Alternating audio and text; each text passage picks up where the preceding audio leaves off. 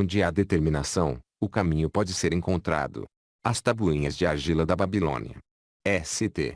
Swithin's College Nottingham University Newark-on-Trent Nottingham. 21 de outubro de 1934. Professor Franklin Caldwell, responsável pela expedição científica britânica a Ilá, Mesopotâmia. Caro professor.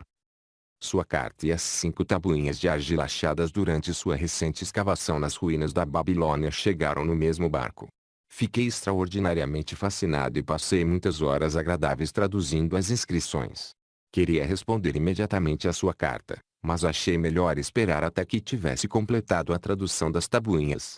Elas chegaram em bom estado, graças ao uso providencial de anteparos e excelente empacotamento. Você ficará perplexo, tanto quanto nós mesmos ficamos aqui no laboratório, com a história que elas contam.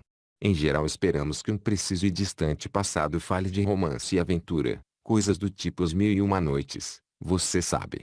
Quando, em vez disso, esse mesmo passado revela os problemas enfrentados por um homem chamado Dabazir para saldar suas dívidas, percebe-se que as condições que regiam o mundo antigo não mudaram muito nesses 5.000 anos. É estranho, mas essas velhas inscrições me passaram um trote, como dizem os estudantes. Sendo um professor universitário, sempre me julguei como um pensador que detivesse um conhecimento prático a respeito de muitos assuntos. E então me aparece esse velho sujeito, saído dos mundos soterrados da Babilônia, oferecendo uma maneira, de que nunca ouvi falar, de resolver o problema de minhas dívidas e ao mesmo tempo andar com moedas de ouro tilintando em meu bolso. Como seria agradável e interessante averiguar se tal sistema funcionaria tão bem nos dias de hoje quanto fez na antiga Babilônia. A senhora Shrewsbury e eu estamos planejando testá-lo em nossos próprios negócios, que poderão melhorar muito. Desejando-lhe toda a sorte do mundo em seu valioso empreendimento e aguardando impacientemente outra oportunidade de servir, despeço-me. Com os sinceros cumprimentos de Alfred H. Shrewsbury. Departamento de Arqueologia. Tabuinha primeira. Neste momento, em noite de lua cheia, eu, Dabazir, recém-fugido da escravidão na Síria, com a determinação de saldar dívidas que reconheço publicamente e fazer de mim mesmo um homem de posses respeitado em minha cidade natal da Babilônia, mando gravar sobre a argila um registro permanente de meus negócios para guiar-me e assistir na satisfação de meus altos desejos. Escorando-me nos conselhos de meu bom amigo Matum, o emprestador de dinheiro, acho-me determinado a seguir um plano preciso que, segundo ele, pode tirar qualquer cidadão dos embaraços de uma situação de dívida para uma situação de posses e autorrespeito. Esse plano inclui 3 propósitos que espero e desejo realizar. Primeiro, o plano é a garantia de minha futura prosperidade. Por isso, 1/10 de tudo quanto eu ganhar será separado e guardado. Pois Maton fala sabiamente quando diz: aquele que guarda em sua bolsa ouro e prata que não precisa gastar é bom para a família e leal com seu rei. Aquele que não tem em sua bolsa senão algumas moedas de cobre é indiferente à família e indiferente a seu rei. Mas o homem que não tem nada em sua bolsa é insensível à família e desleal com seu rei, pois seu próprio coração é amargo. Por isso, o homem que deseja atingir seus objetivos deve ter moedas tilintando em sua bolsa, sinal de que tem em seu coração amor pela família e lealdade para com o rei. Segundo, o plano deve permitir que eu sustente e vista minha boa esposa, que, com toda a dignidade, voltou para viver comigo. Pois Maton afirma que cuidar adequadamente de uma esposa leal confere alto respeito ao coração de um homem e propicia força e determinação a seus propósitos. Por isso, 7/10 de tudo quanto eu ganhar serão usados em nossa casa, na aquisição de roupas e comida, além de uma pequena parcela destinada aos prazeres e os divertimentos. Mas é absolutamente necessário que não se gastem mais do que 7/10 nessas coisas. O sucesso do plano depende disso.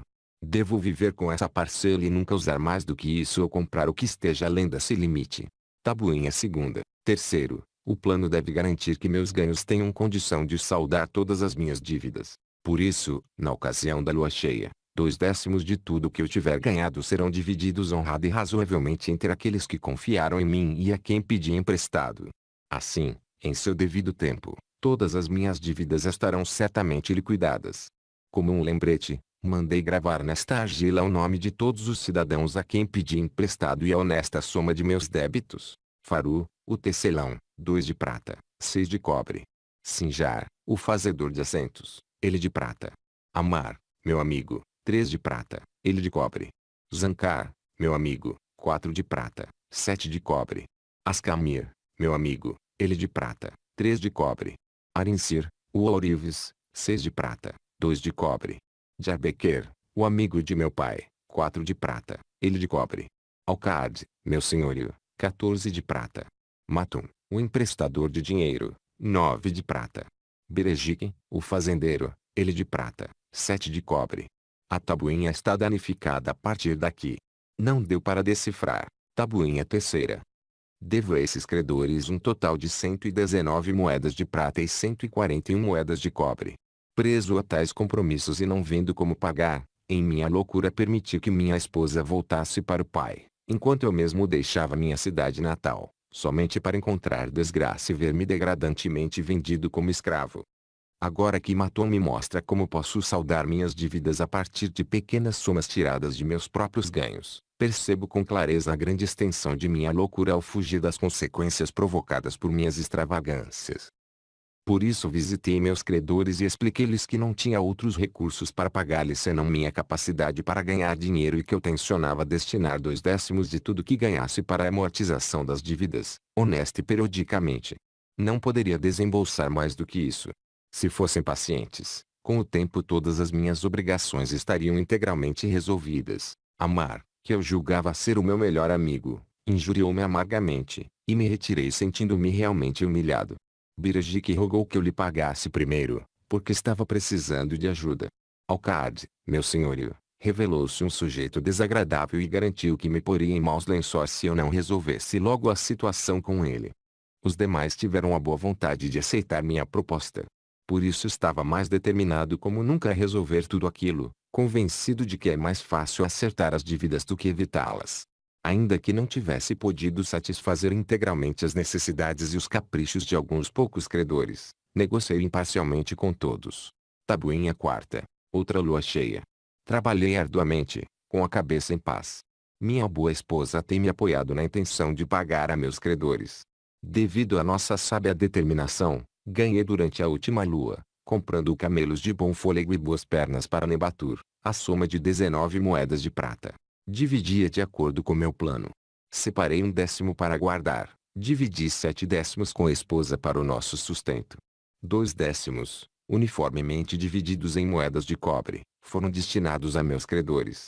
Não estive com Amar, mas deixei a parte dele com sua esposa. Birajik ficou tão satisfeito que quis beijar minha mão.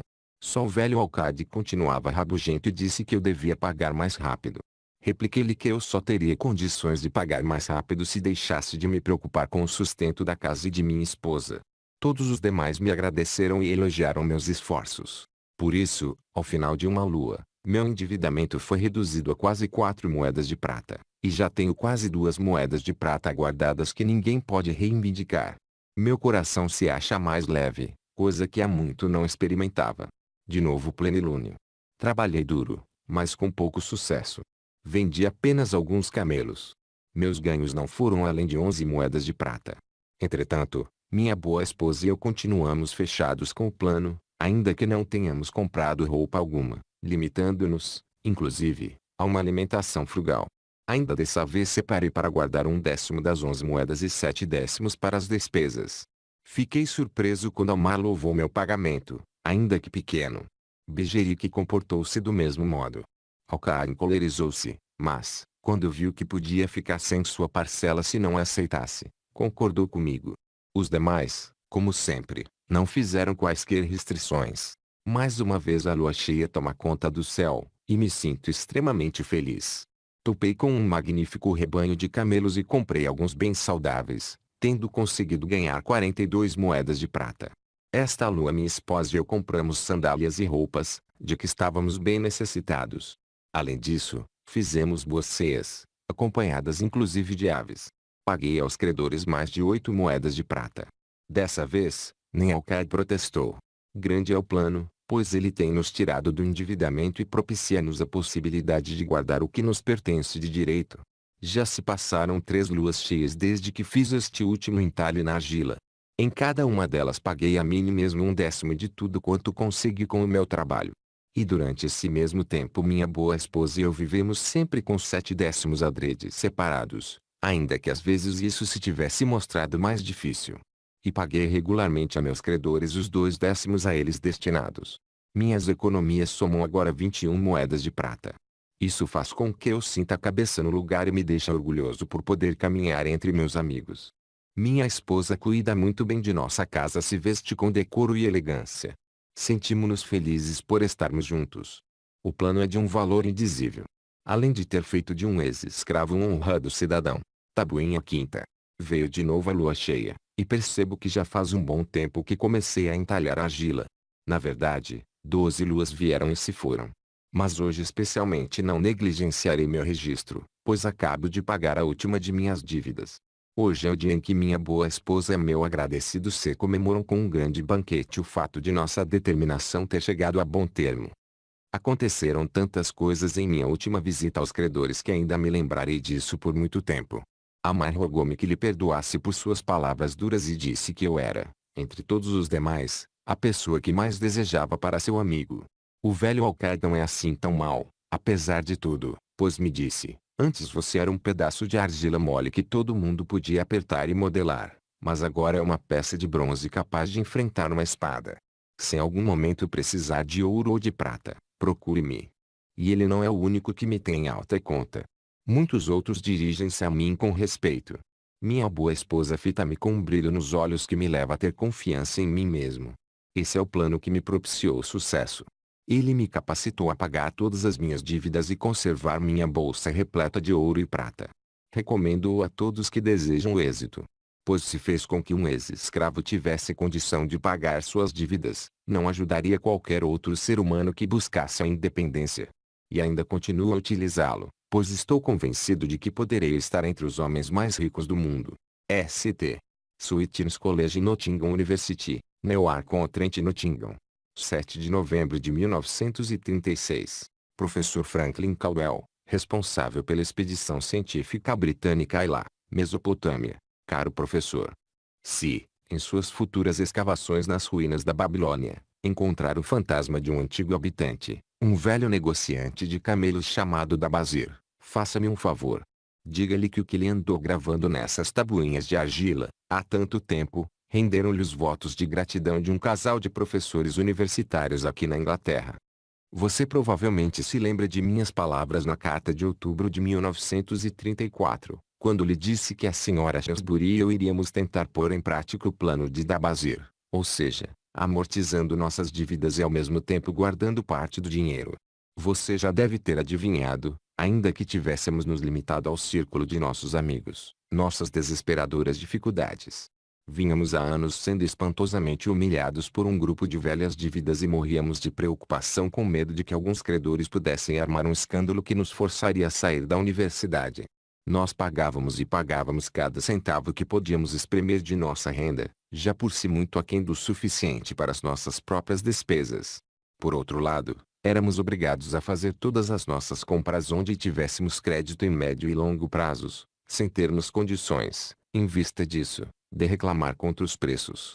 Isso evoluiu para um desses círculos viciosos em que as coisas, em vez de melhorar, pioram. Nossos esforços eram improfícuos. Não podíamos mudar para uma casa mais em conta, porque devíamos ao senhorio. Não víamos luz alguma no fim do túnel. E de repente nos aparece esse seu conhecido, o velho negociante de camelos da Babilônia, com um plano inteiramente ajustado ao nosso caso, convidando-nos jovialmente a seguir o sistema que ele mesmo utilizou em seu próprio tempo. Fizemos uma lista de todos os nossos débitos, saí com ela e mostrei a cada um de nossos credores. Expliquei-lhes como era humanamente impossível pagar-lhes do jeito que as coisas iam. Eles mesmos podiam perceber isso de imediato pelas quantias. Ponderei que o único modo de pagar-lhes integralmente seria separar todo mês 20% de minha renda e fazer um rateio entre os credores, o que me permitiria liquidar a dívida no mínimo dentro de 2 anos. E que nesse meio tempo criaríamos uma espécie de livre-razão e daríamos prioridade a eles em nossas compras. Eles ficaram realmente satisfeitos. Nosso verdureiro, um velhinho esperto como o que, interpretou a ideia de uma maneira que ajudou a convencer os demais. Se você pagar por tudo que compra e pagar apenas uma parte do que deve, será ainda melhor, pois você não vai liquidar seu débito em menos de 3 anos. Finalmente formulei um acordo por escrito com o nome de todos, determinando que eles estariam proibidos de nos molestar enquanto os 20% de nossa renda estivessem sendo pagos em dia. Minha mulher e eu começamos então a criar um esquema que nos permitisse viver com 70%. Estávamos resolvidos a poupar 10%. O pensamento da prata e até do ouro tilintando era realmente mais sedutor. Essa mudança em nosso cotidiano era uma aventura. Divertíamos-nos com a ideia de viver confortavelmente com os 70% restantes. Começamos com o aluguel e conseguimos uma bela redução. Depois pusemos sob suspeita as marcas prediletas do que consumíamos, e foi uma agradável surpresa descobrir como frequentemente podemos comprar artigos de qualidade superior a um preço mais em conta. Para encurtar a história, não foi nada difícil tomar essas resoluções. Levávamos o plano adiante com muita alegria ainda por cima. Que alívio ter arrumado nossos negócios de tal modo que por muito tempo não fomos mais perseguidos pelas dívidas do passado. Não devo deixar, entretanto, de contar-lhes sobre esses 10% que tínhamos resolvido poupar. Conseguimos fazê-lo por algum tempo. Não ria antes da hora. Isso é a parte divertida. É realmente engraçado. Começar a acumular dinheiro que você não quer gastar. Há mais prazer em ver aumentar uma reserva de dinheiro supostamente excedente do que poderia haver gastando-a. Depois de ter poupado até onde achamos necessário, encontramos um emprego mais lucrativo para as nossas economias. Fizemos um investimento em que pudéssemos pagar esses 10% todo mês. Isso provou ser o aspecto mais satisfatório de nossa regeneração. É a primeira coisa que pagamos já descontada em folha. Há uma grande sensação de segurança em saber que nosso investimento cresce de maneira estável. Enquanto isso, meus dias de aula tornaram-se mais bem remunerados, algo suficiente para nos sustentar daqui por diante. Tudo isso a partir do mesmo velho cheque. Difícil de acreditar, mas absolutamente verdadeiro. Todas as nossas dívidas sendo gradualmente pagas e nossos investimentos crescendo ao mesmo tempo. Além disso vivíamos, financeiramente falando, muito melhor do que antes. Quem acreditaria haver uma diferença de tal monta em termos de resultado entre seguir um plano financeiro e simplesmente deixar-se levar pela corrente? No final do próximo ano, quando todos os nossos velhos débitos já não existirão, teremos condição de aumentar o valor dos nossos investimentos, além de uma quantia extra para viajar. Estamos determinados a nunca mais permitir que nossas despesas mensais ultrapassem 70% de nossos vencimentos. Agora você pode entender por que gostaríamos de estender nossos agradecimentos pessoais a esse velho cara cujo plano salvou-nos do que era o nosso inferno na Terra. Ele sabia. Ele passou por tudo isso. Ele queria beneficiar os outros a partir de suas próprias amargas experiências. Foi por isso que levou tediosas horas gravando sua mensagem na argila. Ele tinha uma mensagem verdadeira para companheiros no sofrimento, uma mensagem tão importante que depois de 5.000 anos ergueu-se das ruínas da Babilônia, não menos verdadeira ou menos vital do que no dia em que foi enterrada. Com os sinceros cumprimentos de Alfred H. Shrewsbury, Departamento de Arqueologia, o homem de mais sorte da Babilônia. À frente de sua caravana vem orgulhosamente montado Charrunada, o mais importante comerciante da Babilônia. Ele gosta de roupas finas e está usando uma túnica elegante cara. Gosta de animais de classe e está montando seu vigoroso garanhão árabe. Quem quer que o contemplasse dificilmente adivinharia sua avançada idade. E certamente ninguém teria suspeitado de que por dentro ele se achava bastante preocupado. A viagem desde Damasco é longa, e não tem conta as adversidades do deserto. Ele não pensava nelas. As tribos árabes são ferozes e ávidas por pilhar caravanas ricas. Ele não as temia, pois seus muitos guardas montados eram uma segura proteção. O que o enchia de inquietação era o jovem a seu lado, que estava trazendo de Damasco. Tratava-se de Adangula, o neto de um velho sócio, Aradigula, a quem se sentia ligado por uma dívida de gratidão que nunca poderia ser paga. Gostaria de fazer algo pelo rapaz, mas, quanto mais pensava nisso, mais lhe parecia difícil por causa do próprio jovem. Vendo os anéis e os brincos do jovem, pensou de si para consigo, ele acha que joias são para homens, embora tenha o mesmo rosto enérgico do avô. Mas este não usava túnicas tão berrantes. Procurei, porém, trazê-lo na esperança de ajudá-lo a começar por si mesmo e livrar da ruína que seu pai tem feito da herança deles. Adangula tirou-o de seus pensamentos. Por que trabalha tão arduamente, acompanhando sempre sua caravana em longas viagens? Nunca arranja tempo para gozar a vida. Gozar a vida? Repetiu Charrunada, sorrindo. O que você faria para gozar a vida se estivesse em meu lugar? Se fosse tão rico quanto você, levaria a vida de um príncipe. Nunca montaria um animal para cruzar o torre do deserto. Gastaria os ciclos tão rapidamente quanto viessem para minha bolsa. Usaria as mais caras túnicas e as joias mais raras. Seria uma vida a meu gosto, algo que realmente valeria a pena. Os dois riram. Seu avô não usava joias, disse Shahunada, pensativo. Depois continuou, brincando, não reservaria tempo algum para trabalhar? O trabalho foi feito para escravos, respondeu Adangula. Shahunada mordeu os lábios, mas não fez nenhuma réplica, seguindo em silêncio até que a trilha os tivesse levado ao declive. Ali freou a montaria e apontou ao longe o vale verdejante. Veja, aí se acha o vale. Procure levar mais adiante seus olhos e entreverá, ainda indistintamente, as muralhas da Babilônia. A torre é o templo de Bel.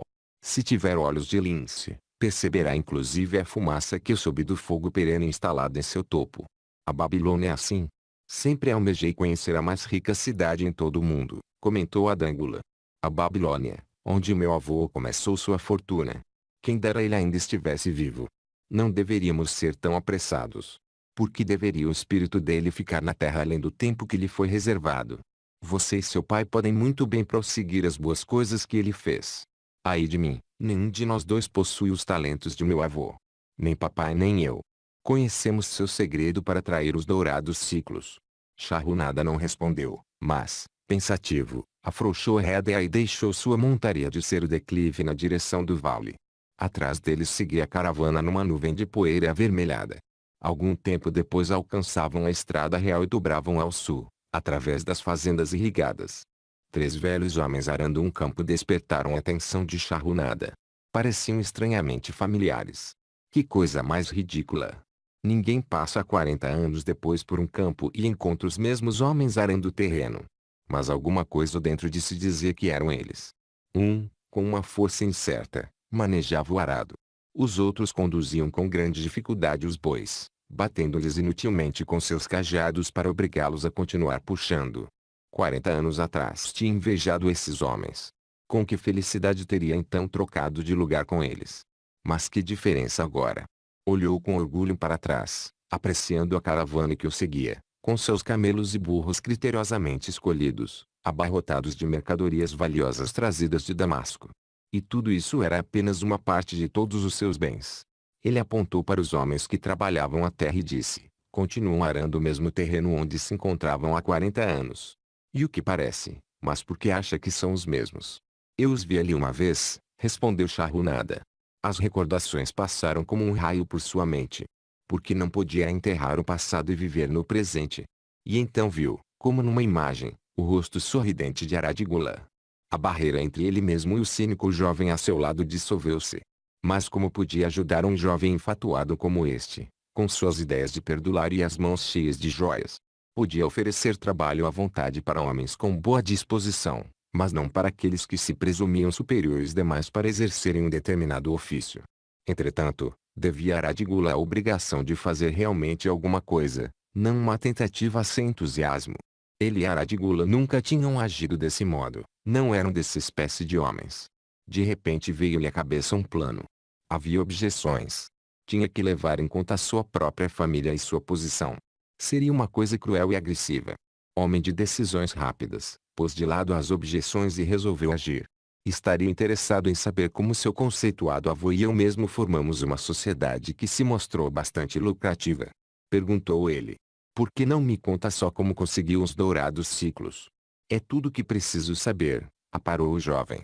Shahunada ignorou a resposta e continuou. Vamos começar por esses homens que vimos trabalhando a terra. Eu podia ter então a sua idade. Quando a coluna em que me encontrava se aproximou, o velho e bom Megido, o fazendeiro, zombou da maneira desajeitada com que eles usavam os instrumentos. Megido estava acorrentado junto a mim.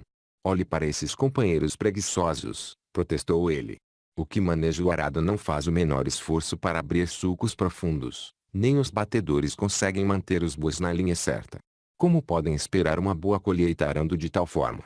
Disse que Megido estava acorrentado a você? Perguntou Adangula, surpreso. Sim, com argolas de bronze em volta do pescoço e um pedaço de pesada corrente entre nós. A seu lado achava-se Zabado, o ladrão de ovelhas. Tinha-o conhecido em Arron.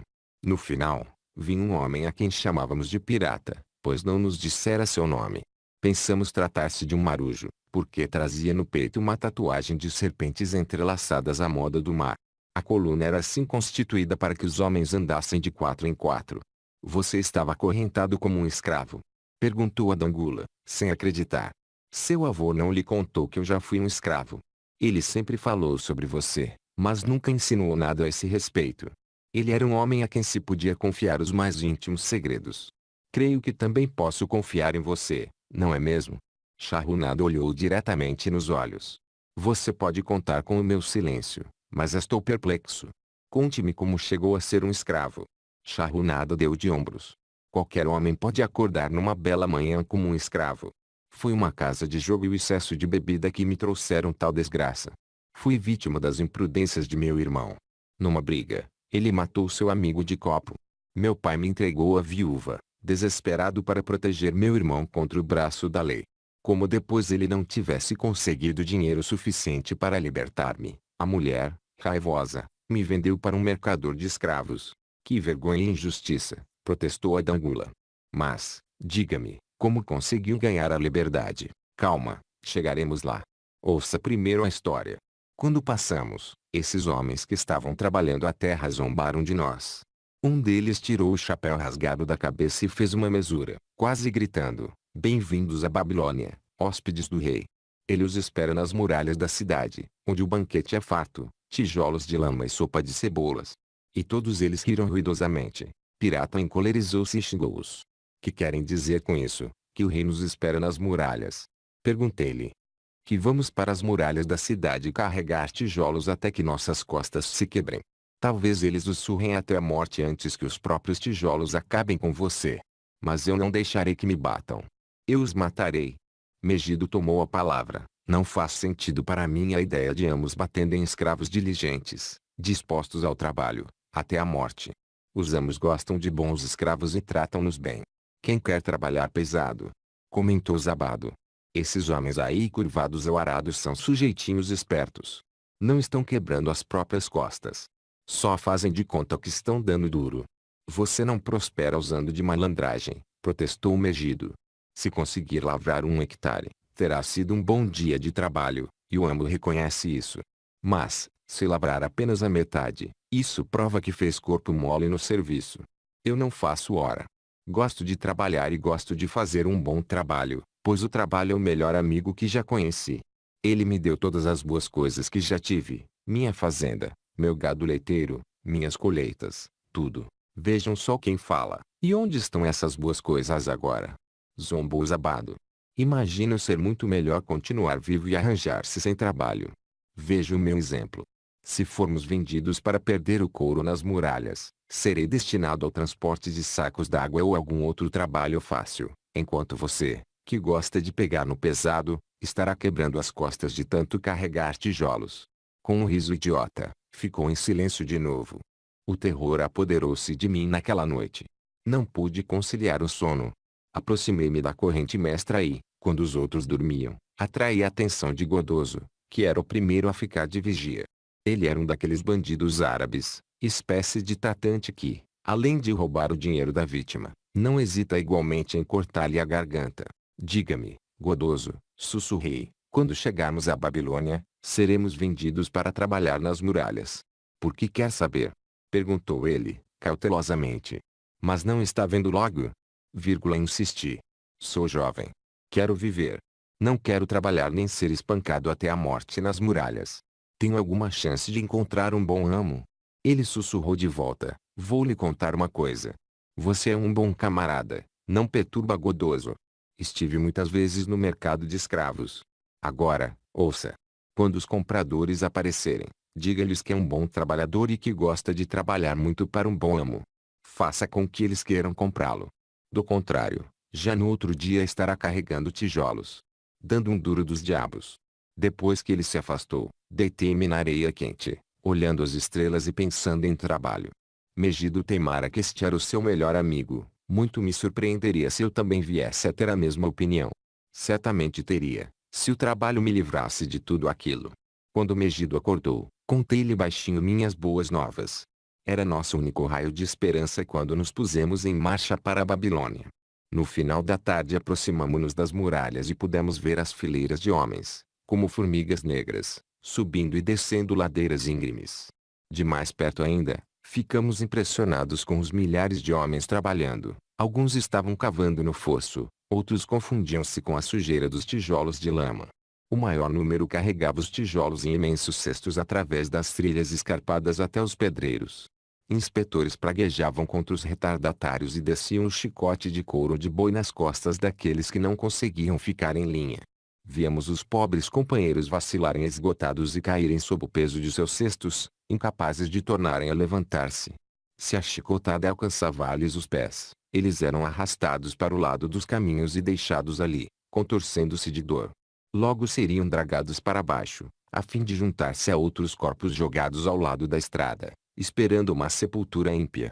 Quando vi o pavoroso espetáculo, tremi da cabeça aos pés. Então era isso que esperava o filho de meu pai se não fosse vendido no mercado. Godoso tinha falado com razão. Fomos conduzidos através dos portões da cidade até a prisão dos escravos e na manhã seguinte levados para a praça do mercado. Ali o resto dos homens. Os famosos trabalhos da antiga Babilônia, suas muralhas, templos, jardins suspensos e grandes canais, foram realizados pela mão escrava, principalmente entre os prisioneiros de guerra, o que explica o tratamento desumano que receberam. Essa força de trabalho incluía igualmente muitos cidadãos da Babilônia e de suas províncias que tinham sido vendidos como escravos por causa de crimes ou problemas financeiros.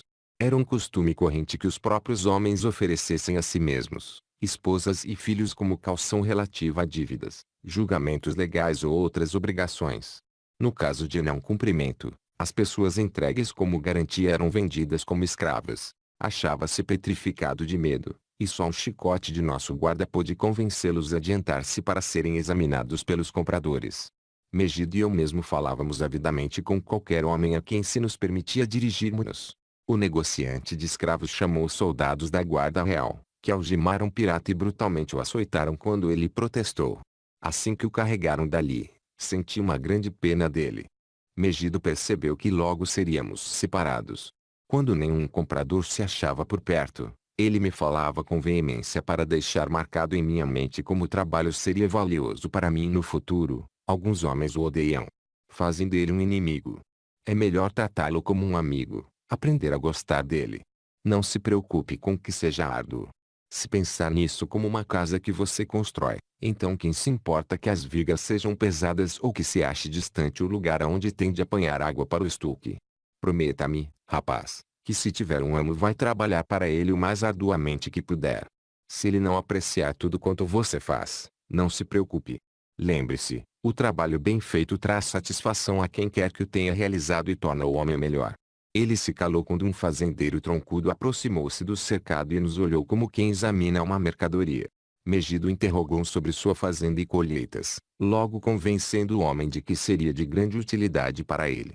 Depois de uma violenta negociação com o vendedor de escravos, o fazendeiro tirou de sua túnica uma gorda bolsa, e logo Megido seguiu o novo amo, saindo do campo de minha visão. Alguns outros homens foram vendidos durante a manhã. Ao meio-dia Godoso confiou-me que o vendedor estava impaciente e que não ficaria ali mais uma noite, antes transferiria todos os que tivessem restado, ao pôr do sol, ao comprador do rei. Eu estava ficando desesperado, quando um homem gordo, de aparência afável, aproximou-se de onde nos encontrávamos e perguntou se havia ali entre nós algum padeiro. Cheguei para perto dele, dizendo, por que deveria um bom padeiro como você procurar outro padeiro de talentos inferiores? Não seria mais fácil ensinar um homem decidido como eu os seus preciosos talentos? Olhe para mim, sou jovem, forte e amante do trabalho. Dê-me uma chance, e farei o impossível para ganhar ouro e prata para o seu bolso. Ele ficou impressionado com minha boa disposição e começou a negociar com o vendedor, que não tinha reparado em mim desde que me comprara, mas que agora gabava com eloquência minhas habilidades, saúde e boa constituição. Senti-me como um boi gordo sendo vendido a um açougueiro. Por fim, para minha alegria, o negócio foi fechado. Saí dali seguindo meu novo mestre, achando que era o homem de mais sorte na Babilônia. O novo lar era muito a meu gosto. Nananaide, meu amo, ensinou-me a moer a cevada na pedra redonda que ficava no pátio, a pôr e acender a lenha no forno e a reduzir a um pó finíssimo a farinha de gergelim para os bolinhos de mel. Eu tinha um leito no barracão onde eram guardados os cereais. Uma velha escrava que servia como governanta, Suasti, alimentava-me convenientemente e estava satisfeita com minha boa vontade em ajudá-la nas tarefas mais duras. Ali estava a chance há muito esperada de mostrar-me útil a meu amo e, quisessem os deuses, de encontrar um meio para ganhar a liberdade. Pedi a Nananaide que me ensinasse a fazer a massa do pão e assá-lo. Foi o que ele fez, muito animado com o meu interesse. Mais tarde, quando já dominava esse terreno, aprendi a preparar assar os bolinhos de mel. A possibilidade de ócio encantou meu dono, mas Suasti balançava a cabeça, desaprovando. Não trabalhar é uma coisa ruim para qualquer homem, declarou ela. Achei que já era tempo de pensar numa maneira de começar a obter dinheiro para comprar minha liberdade. Como a feitura dos pães encerrava-se ao meio-dia, julguei poder contar com a aquiescência de Nananaide se eu encontrasse uma ocupação lucrativa para a parte da tarde e que ele não se importaria em dividir comigo os meus próprios ganhos. Tive a seguinte ideia: por que não assar uma quantidade maior de bolinhos de mel e vendê-los a homens famintos nas ruas da cidade? Apresentei o plano a Nananaide, dizendo-lhe, se eu puder usar minhas tardes, depois que os pães estiverem assados, a fim de ganhar dinheiro para você, não lhe bastará senão dividir os ganhos comigo, para que eu possa ter o meu próprio dinheiro e gastá-lo com essas coisas que todo homem deseja e precisa. Mais do que justo, concordou ele. Quando lhe falei sobre o plano de vender nas ruas nossos bolinhos de mel, ele logo se entusiasmou com a ideia. Eis o que faremos, sugeriu. Você venderá cada 2 bolinhos por uma moeda de cobre. Metade das moedas ficará comigo para pagar pela farinha, o mel e a lenha para o forno. Dividiremos o que sobrar meio a meio. Fiquei muito feliz com seu generoso oferecimento, que me permitiria guardar para mim 1/4 das vendas. Naquela noite trabalhei até tarde para fazer uma bandeja onde empilhar os bolinhos. Nananai me deu uma de suas túnicas usadas, para me mostrar apresentável, e Suasti ajudou-me a remendá-la e lavá-la. No dia seguinte assei uma quantidade extra de bolinhos de mel. Ficaram tostadinhos e tentadores sobre a bandeja, e percorri as ruas apregoando minha mercadoria. No princípio, ninguém pareceu interessado, e isso me deu um grande desânimo. Prossegui, e, já pelo final da tarde, à medida que as pessoas ficavam esfomeadas, os bolinhos começaram a sair, e logo minha bandeja ficou vazia. Nananai revelou-se contente com o meu sucesso e de bom grado pagou minha parte. Eu exultava com minhas moedas de prata. Megido tinha razão quando afirmava que um amo apreciava o bom trabalho de seus escravos. Nessa noite, eu estava tão exultante com o meu êxito que quase não pude conciliar o sono, tentando imaginar a soma total dos ganhos em um ano e de quantos anos precisaria para comprar minha liberdade. Como saía todos os dias com minha bandeja repleta de bolinhos, logo arranjei fregueses certos. Um destes não era outro senão seu avô, Aradigula. Ele era um comerciante de tapetes e vendia para as donas de casa, indo de uma ponta a outra da cidade, acompanhado por um burro abarrotado de tapetes e um escravo negro para desdobrá-los.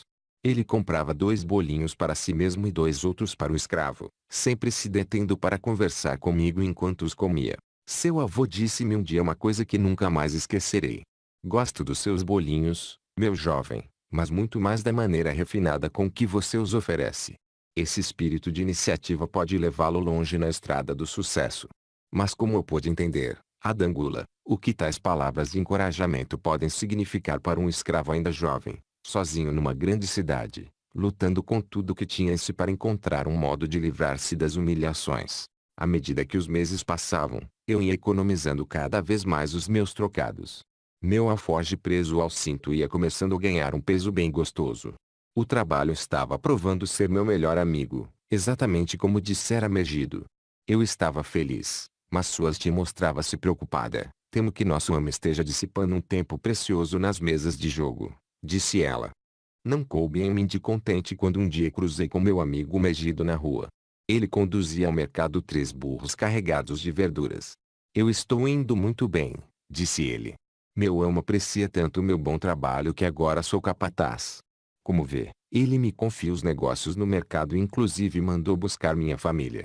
O trabalho está me ajudando a recuperar-me dos meus grandes problemas. Algum dia me ajudará a comprar minha liberdade e ter de volta a minha fazenda. O tempo foi passando, e Nananai tornou-se cada vez mais ansioso pelo meu retorno após a venda dos bolinhos. Ele ficava me esperando e avidamente contava e dividia nosso dinheiro. Chegou a instar comigo para que visitasse praças mais distantes e aumentasse as vendas. Frequentemente, eu ia além dos portões da cidade para atender os inspetores dos escravos que construíam as muralhas. Eu odiava aquelas desagradáveis visões, mas achei entre os inspetores fregueses liberais. Um dia fiquei surpreso ao ver Zabado esperando numa fila para encher o cesto com tijolos. Ele estava pálido e alquebrado, as costas cobertas de chagas e lanhaduras devido ao chicote dos inspetores. Tive pena dele e estendi-lhe um bolinho que ele devorou imediatamente como um animal faminto. Percebendo seu olhar guloso, corri antes que me arrebatasse a bandeja. Por que trabalha tão arduamente? Perguntou-me um dia Aradigula. Quase a mesma pergunta que você me fez hoje, lembra-se?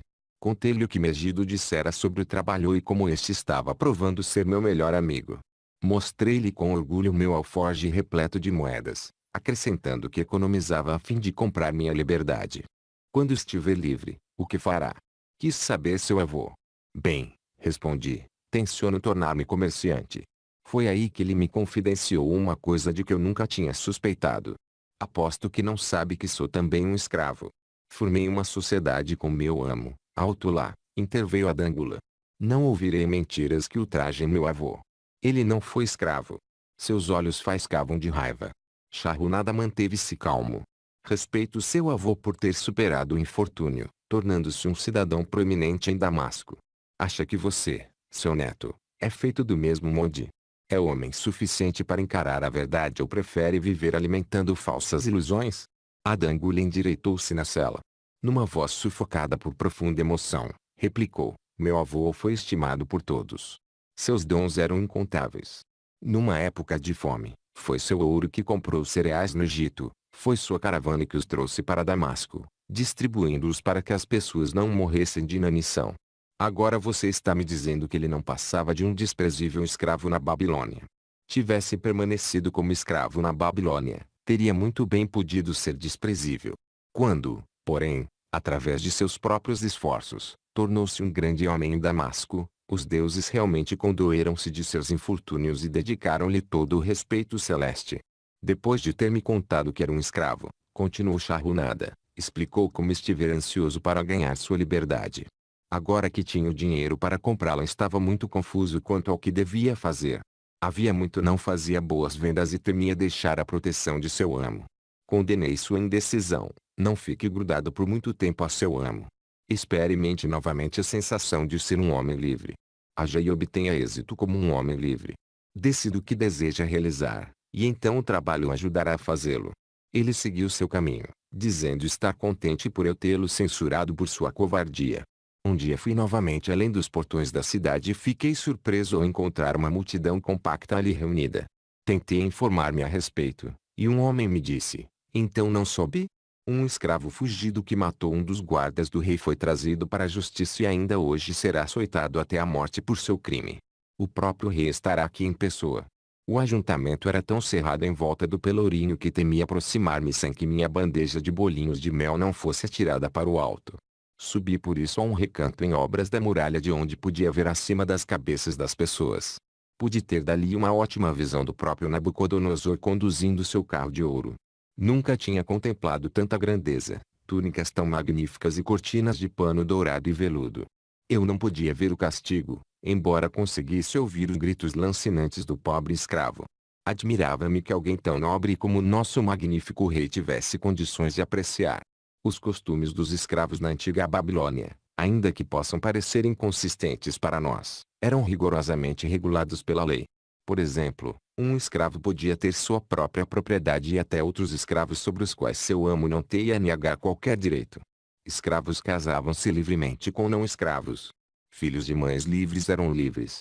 A maioria dos comerciantes da cidade eram escravos. Muitos destes formavam sociedade com seus amos e eram ricos de pleno direito. Aquele sofrimento, mas, quando vi que ele estava rindo e brincando com os cortesãos, percebi que ele era cruel e compreendi por que tarefas tão desumanas eram exigidas dos escravos que construíam as muralhas. Depois que o escravo morreu, seu corpo foi preso a um poste de madeira por uma corda ligada a um de seus pés para que todos pudessem ver. Como a multidão começava a desfazer-se, cheguei mais perto. Sobre o peito cabeludo do supliciado reconheci a tatuagem das duas serpentes entrelaçadas. Era pirata. Na próxima vez que encontrei Aradigula, ele era um homem mudado. Cumprimentou-me cheio de entusiasmo. Veja, o escravo que você conheceu é agora um homem livre. Havia mágica em suas palavras. Minhas vendas e meus lucros cresceram. Minha esposa não cabe em si de contente. Ela era uma mulher livre, sobrinha de meu amo. Ela deseja bastante que nos mudemos para outra cidade onde ninguém saiba que já fui um escravo. Desse modo, nossos filhos estarão livres de censuras devido ao infortúnio do pai. O trabalho se tornou meu melhor esteio. Capacitou-me a recuperar a confiança e minha habilidade para vender. Fiquei satisfeito em ter podido pagar-lhe, ainda que de modo tão simples, o encorajamento que ele tinha me dado. Uma noite, Suasti me procurou profundamente abalada. Seu amo está com problemas. Temo por ele. Há alguns meses vem perdendo grandes somas nas mesas de jogo. Não está pagando ao fazendeiro pelos cereais nem pelo mel. Não está pagando ao emprestador de dinheiro. Eles estão revoltados e ameaçam-no. Porque devemos nos preocupar com suas loucuras. Não somos os seus responsáveis, respondi sem pensar. Jovem desmiolado, não está entendendo. Ele deu ao emprestador de dinheiro seu título de propriedade para garantir o empréstimo. Segundo a lei, o homem pode reclamá-lo e vendê-lo. Não sei o que fazer. Ele é um bom amo. Por quê? Porque tais problemas vieram cair sobre ele. Os temores de Suasti não eram sem fundamento. Enquanto me achava assando pão na manhã seguinte, o emprestador de dinheiro voltou com um homem chamado Sazi. Esse homem me examinou e disse que eu servia. O emprestador de dinheiro não quis esperar o retorno de meu amo, mas incumbiu Suasti de dizer-lhe que tinha me levado. Sem levar comigo senão a túnica que estava vestindo e o meu alforje com as moedas de cobre preso ao cinto, apressaram-me a deixar o local, os pães ainda assando no forno. Fora arrancado as minhas mais queridas esperanças como furacão desenraiza a árvore da floresta, atirando-a ao mar encapelado. Novamente uma casa de jogo e bebidas alcoólicas causavam minha desgraça. Sazi era um homem rude e grosseiro. Quando cruzava comigo a cidade, falei-lhe sobre os bons serviços que tinha prestado a Nananad e disse-lhe que ele poderia esperar o mesmo tratamento. Sua resposta foi totalmente desencorajadora. Não gosto deste trabalho. Meu amo não gosta dele. O rei determinou que ele me destinasse à construção de uma seção do Grande Canal. O amo me pediu que comprasse mais escravos, trabalhasse arduamente e acabasse rápido com a obra. Ora, como pode algum homem acabar rapidamente uma obra grande como aquela?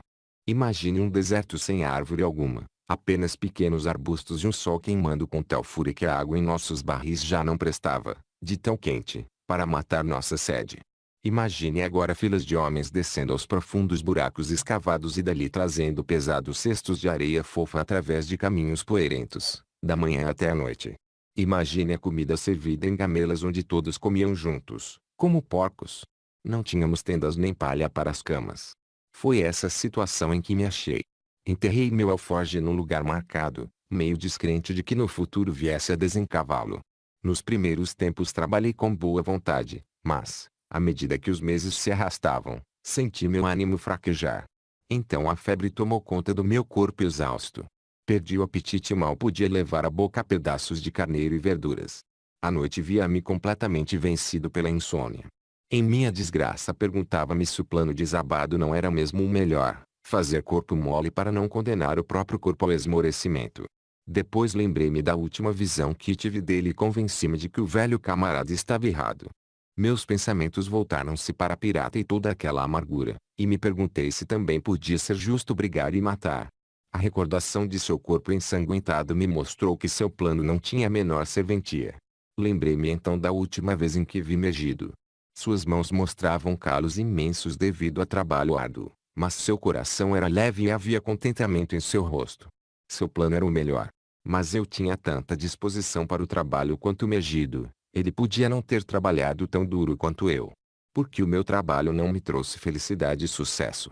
Era o trabalho que trazia a felicidade a Megido e isso acontecia devido à intervenção dos deuses. Estaria escrito que eu devia trabalhar a vida inteira sem a satisfação de meus desejos, sem felicidade ou sucesso. Todas essas questões misturavam-se em minha cabeça, e eu não encontrava uma resposta sequer. Realmente, eu me achava lamentavelmente confuso. Vários dias depois, quando já parecia que me encontrava no limite de minha resistência, ainda sem atinar com qualquer solução, Sazi me procurou. Um mensageiro veio em nome de meu mestre buscar-me para me levar de volta à Babilônia. Desenterrei meu precioso alforje, enrolei-me nos restos andrajosos de minha túnica e segui caminho, montado atrás do mensageiro. À medida que progredíamos, os mesmos pensamentos de um furacão atirando-me de um lado para outro assaltaram meu cérebro nervoso. Eu parecia estar vivendo as misteriosas palavras de uma canção de Errol, minha cidade natal. Atacando um homem como um redemoinho, conduzindo-o como a uma tempestade, cujo curso ninguém pode seguir, cujo destino ninguém pode prever. Estava destinado a ser sempre punido em razão de algo que desconhecia. Que novas desgraças e decepções me aguardavam. Quando entramos no pátio da casa de meu mestre, imagine minha surpresa quando vi Aradigula me esperando. Ele me ajudou a apear e me abraçou como a um irmão há muito desaparecido. Quando nos pusemos a andar em direção ao interior da casa, quis ir atrás dele como um escravo deve seguir o amo, mas ele não me permitiu fazê-lo. Passou o braço pelo meu ombro, dizendo: procurei-o por toda parte. Quando já me dava por vencido, encontrei Swasti, que me falou sobre o emprestador de dinheiro, que me conduziu até seu nobre dono. As negociações foram difíceis, por causa dele, que ainda me fez pagar um preço exorbitante, mas você merecia todos os sacrifícios. Sua filosofia e iniciativa foram minha inspiração para esse novo sucesso. A filosofia de Megido, não minha, atalhei. A filosofia de Megido e sua. Graças a ambos, estamos indo a Damasco, e eu preciso de você como meu sócio. Veja, exclamou ele, em um momento você será um homem livre. Dizendo isso, retirou de sob a túnica a tabuinha de argila onde estava gravado meu título de propriedade. Levantou-a acima da cabeça e arremessou-a contra o chão de pedras. Com satisfação, esmagoou com os pés os fragmentos até que se reduzissem a pó. Lágrimas de gratidão encheram meus olhos. Eu sabia que era o homem de mais sorte na Babilônia. Como vê, o trabalho, no tempo de minhas maiores desgraças, provou ser meu melhor amigo. Minha disposição para o serviço capacitou-me a escapar de ser vendido para fazer parte das turmas de escravos nas muralhas. Isso também impressionou seu avô, que me escolheu como seu sócio. O trabalho é a chave secreta de meu avô para os seus ciclos de ouro? Perguntou a Dangula. Era a única chave que ele possuía quando o conheci, replicou Charrunada. Seu avô adorava o trabalho. Os deuses apreciaram seus esforços e o recompensaram com liberalidade. Começo a ver, disse a Dangula, pensativo. O trabalho atraiu seus muitos amigos, que admiraram sua diligência e o sucesso que isso trouxe. O trabalho trouxe-lhe o respeito de que tanto gozou em Damasco. O trabalho trouxe-lhe todas essas coisas que aprovei. E eu que achava que o trabalho somente convinha a escravos. A vida é repleta de prazeres que os homens podem gozar, comentou Charrunada. Cada um deles tem o seu lugar. Fico contente com que o trabalho não esteja restrito a escravos. Fosse assim, eu me veria privado de meu maior prazer. Não há nada que me dê uma soma maior de satisfação do que o trabalho. Charrunada e a Dangula seguiram cobertos pelas sombras das muralhas torreadas até os maciços portões de bronze da Babilônia. A aproximação deles, os guardas ali postados tiveram a atenção despertado e respeitosamente saudaram o honrado cidadão. Com a cabeça erguida, Charrunada passou com sua grande caravana pelos portões e subiu as ruas da cidade. Sempre aspirei a tornar-me um homem como meu avô, confidenciou-lhe a Dangula. Nunca tinha percebido o tipo de homem que ele foi. Você me mostrou isso. Agora, que compreendo, admiro ainda mais e sinto-me muito mais determinado a ser como ele. Temo que nunca lhe poderei pagar por ter me dado a verdadeira chave do sucesso dele. Daqui por diante usarei essa chave. Quero começar de maneira humilde, como ele, que convém à minha verdadeira posição muito mais do que joias e roupas finas. Assim dizendo, a Dangula arrancou as bugigangas que lhe pendiam das orelhas e os anéis que lhe enfeitavam os dedos da mão. Freando o cavalo, foi ficando um pouco para trás, até que voltou a seguir em frente, cheio de respeito, mas atrás do líder da caravana. Um esboço histórico da Babilônia. Nas páginas de história não existem cidades mais glamurosas do que a Babilônia. Seu próprio nome evoca visões de riqueza e esplendor.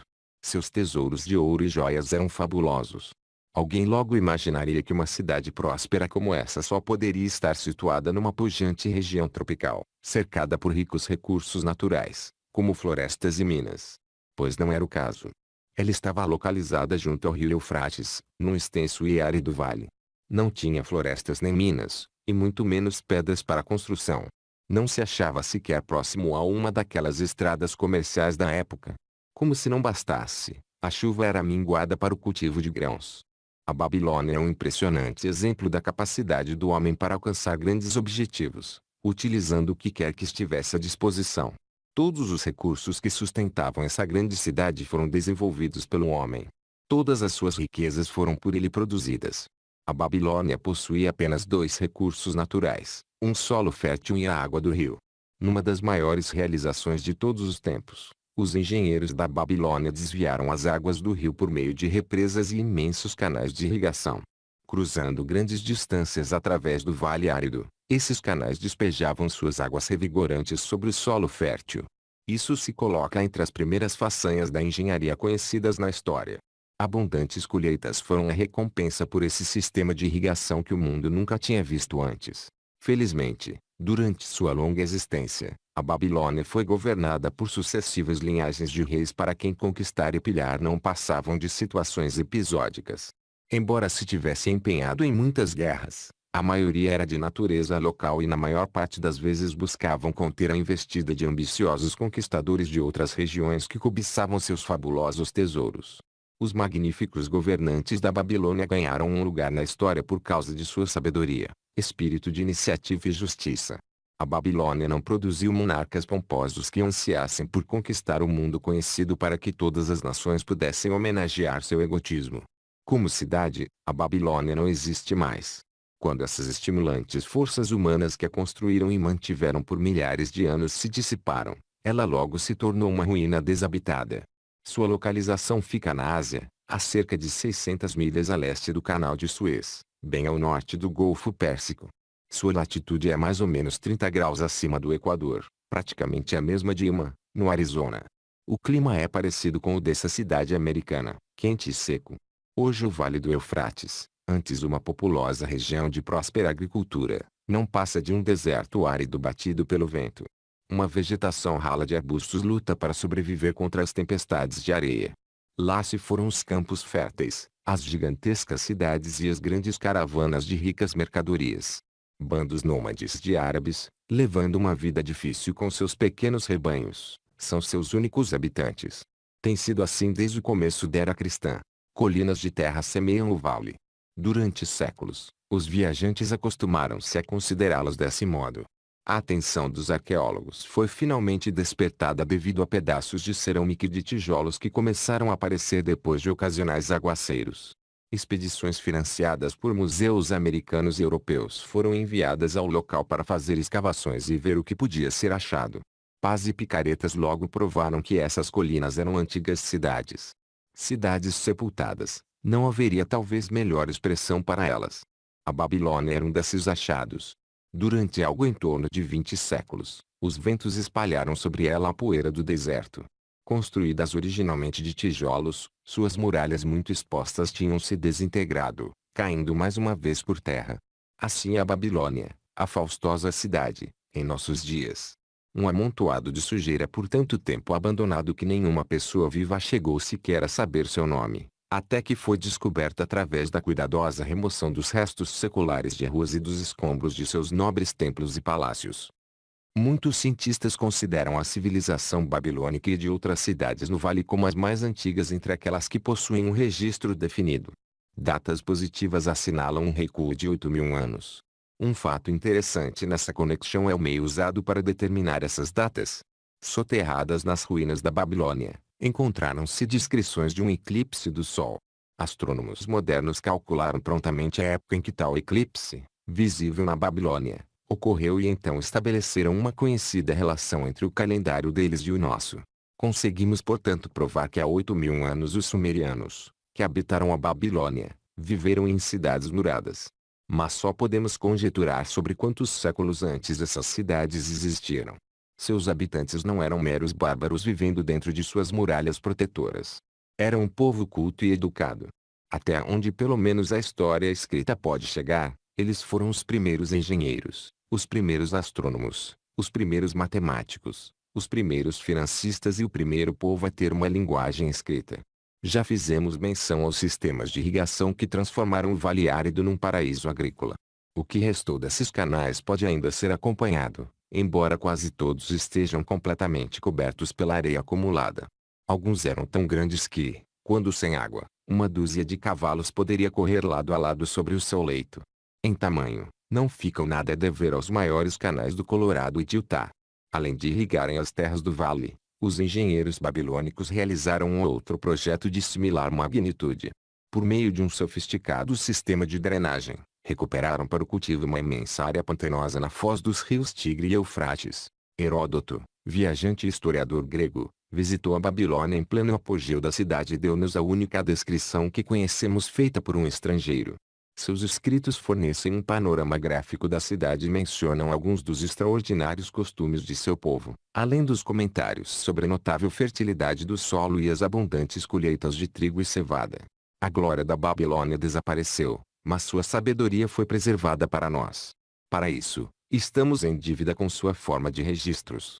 Naqueles distantes dias, o uso do papel ainda não tinha sido inventado. Em seu lugar, os babilônios gravavam laboriosamente seus escritos sobre tabuinhas de argila úmida. Em seguida, eram cozidas e tornavam-se uma telha dura. Mediam em geral cerca de 6 por 8 e 1 polegada de espessura. Essas tabuinhas de argila, como eram comumente chamadas, tinham um uso tão disseminado quanto tem hoje nossas modernas formas de escrita.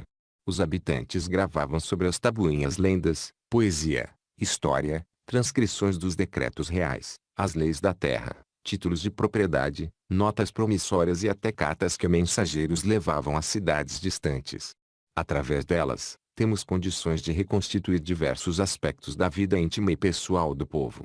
Uma tabuinha, por exemplo, evidentemente saída de um armazém, registra que na data assinalada um determinado cliente trouxe ao comerciante uma vaca, trocando-a por 7 sacas de trigo, 3 entregues na hora, e as 4 restantes, reservadas para quando o cliente quisesse apanhá-las.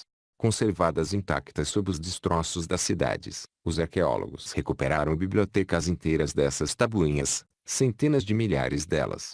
Uma das mais notáveis maravilhas da Babilônia eram as imensas muralhas que cercavam a cidade.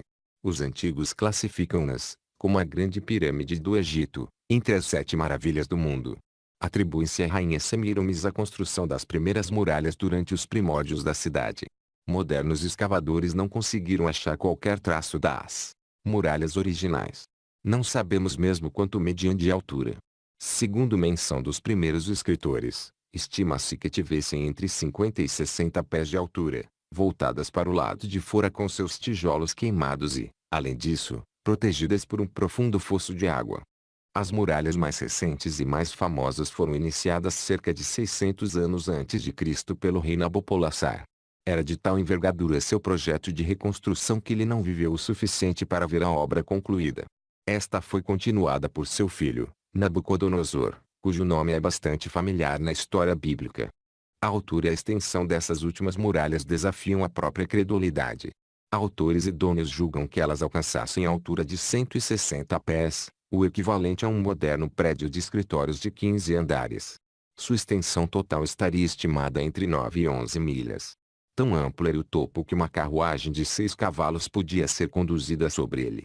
Muito pouco resta agora dessa tremenda estrutura, alguns pedaços das fundações e o fosso. Além das devastações provocadas pelos elementos naturais, os árabes completaram a destruição, carregando os tijolos para construírem suas próprias casas. Contra as muralhas da Babilônia marcharam, sucessivamente, os exércitos vitoriosos de quase todos os triunfadores dessa época de guerras de conquista. Uma hoste de reis assediou Babilônia, mas sempre em vão. E não se deve considerar levianamente os exércitos desses dias. Historiadores referem que tais unidades contavam com 10.000 cavaleiros, 25.000 carros de guerra, 1.200 regimentos de soldados a pé, cada regimento reunindo 1.000 homens. Compreende-se que se precisasse de 2 ou 3 anos de preparação para organizar os materiais de guerra e conseguir provisões suficientes para os propósitos das expedições. A Babilônia parecia organizada como uma cidade moderna. Havia ruas e lojas. Vendedores ambulantes ofereciam suas mercadorias através dos distritos residenciais. Sacerdotes oficiavam centímetros magníficos templos. Dentro da cidade havia um encrave cercado para os palácios reais, com muros tão altos, segundo se diz, como as muralhas que circundavam a própria cidade. Os babilônios eram hábeis nas artes. Estas incluíam a escultura, a pintura, a tecelagem, a ourivesaria, a manufatura de armas e os implementos agrícolas. Seus joalheiros criaram objetos belos e artísticos. Muitas amostras foram recuperadas das sepulturas de seus ricos cidadãos e podem agora ser vistas nos principais museus do mundo. Num período realmente remoto em que o restante do mundo estava ainda cortando árvores com machados de pedra, ou usando na caça e na guerra lanças e flechas com pontas de sílex, os babilônios já conheciam machados, lanças e flechas com pontas de metal. Os babilônios eram financistas e homens de negócios talentosos. Até onde podemos saber, foram os inventores do dinheiro como meio de troca, das notas promissórias e dos títulos de propriedade escritos. A Babilônia nunca foi invadida por exércitos hostis até cerca de 540 anos antes do nascimento de Cristo. Mesmo então suas muralhas não foram tomadas. A história da queda da Babilônia é mais extraordinária. Ciro, um dos maiores conquistadores daquele período, pretendia atacar a cidade e esperava vencer suas muralhas inexpugnáveis. Conselheiros de Nabônido, o rei da Babilônia, persuadiram-no a sair ao encontro de Ciro e dar-lhe combates sem esperar que a cidade fosse sitiada. Derrotado o exército babilônico, este abandonou a cidade. Consequentemente, Ciro encontrou os portões abertos e transpô-los sem qualquer resistência. A partir daí o poder e o prestígio da cidade foram aos poucos minguando, até que, no curso de algumas centenas de anos, ela se viu finalmente abandonada, entregue à própria sorte, transformada mais uma vez, pelos ventos e tempestades, na terra deserta sobre a qual sua grandeza fora originalmente construída. A Babilônia caiu, nunca mais se ergueu, mas nossa civilização tem grandes dívidas com ela. Os eões do tempo cobriram de areia os antigos muros de seus templos, mas a sabedoria da Babilônia permanece. Entes imaginários do gnosticismo,